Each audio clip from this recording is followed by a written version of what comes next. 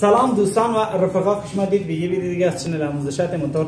دوستان من میخواستم امروز اینو جوش بدم با جوشکاری آلومینیوم و با کاربید. اینو میخوام جوش بدم. تا آخر ویدیو همراه ما باشید تا اینو من چگونه جوش میدم. نگاه رفقا، این جوش این آلومینیوم مال این خشکه هستن که ما ذوبشون میکنیم. بعد اینا رو درست میکنیم، این سیم آلومینیوم رو. بعد با اینا رو بعد جوشکاری کنیم. الان این قسمت سوراخش خیلی بزرگه. بعد از داخل چیزی بذارم که مثل این، بعد این خراب در نیاد. و الان من این کار باش انجام میدم. این قسمت بعد بذارم یه چیزی.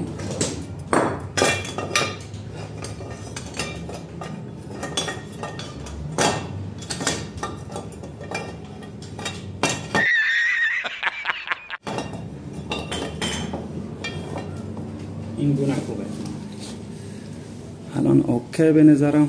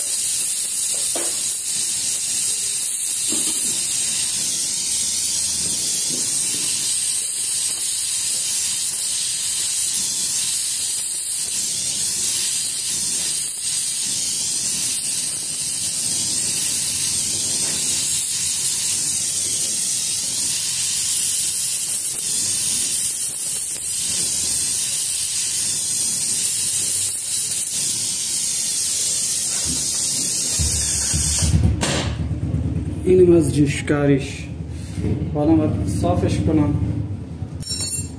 خوب در بیاد.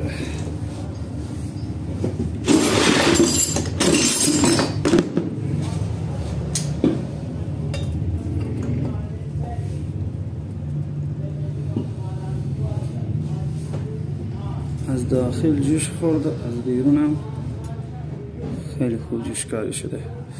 الان فقط یه سنگ فرز بگیرم، بعد مرتبه ببینید که چقدر تمیز در میاد. ببرم اینو یک سنگ بگیرم، بعد دو مرتبه بیارم بهتون نشون بدم.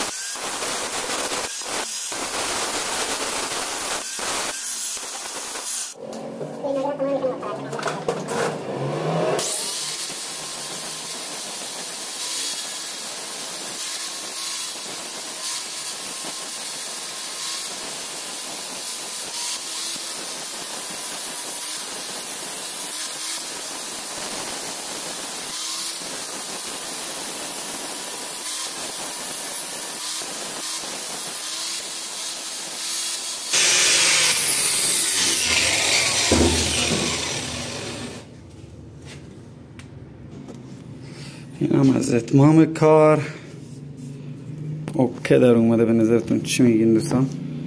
نایس.